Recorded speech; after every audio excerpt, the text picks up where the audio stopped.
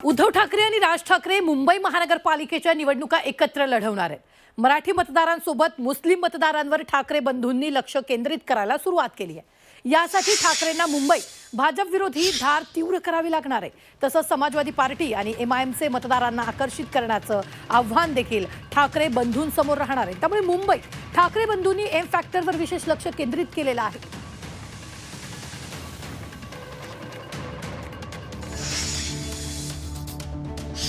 मुंबईत ठाकरे बंधूंचं एम फॅक्टरवर लक्ष. एम फॅक्टरच जिंकून देणार ठाकरेंना मुंबई. मुंबईसाठी ठाकरे बंधूंची विशेष रणनीती. मुंबईमध्ये ठाकरे बंधूंनी मराठी मतदारांच्या सोबत मुस्लिम मतदारांवर देखील लक्ष केंद्रित केलंय. मुंबईत अनेक पॉकेट्समध्ये मुस्लिम मतदार मोठ्या प्रमाणावर आहे. त्यामुळे मराठी मतदारांच्या सोबत मुस्लिम मतदारांना आकर्षित केल्यास मुंबई महापालिकेत ठाकरे बंधूंना याचा मोठा फायदा होऊ शकतो. मुंबईत युतीत लढायचं की स्वबळावर, यावरून काँग्रेस अजूनही संभ्रमात आहे. तर दुसरीकडे ठाकरे बंधू काँग्रेसला सोबत घेण्यासाठी सकारात्मक आहे.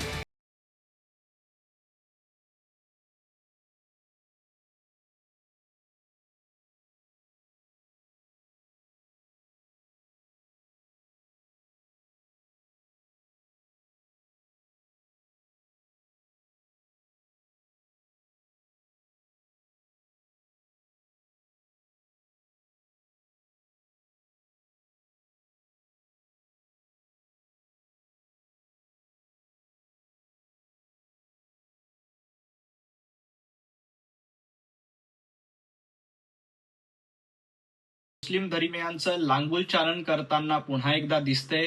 ज्या पद्धतीनं उद्धवजी ठाकरे मुख्यमंत्री असताना याकूब मेमनच्या कबरीचं सुशोभीकरण करण्यात आलं होतं, आता देखील अशाच पद्धतीनं राष्ट्रद्रोही लोकांची मदत आपल्याला मिळावी.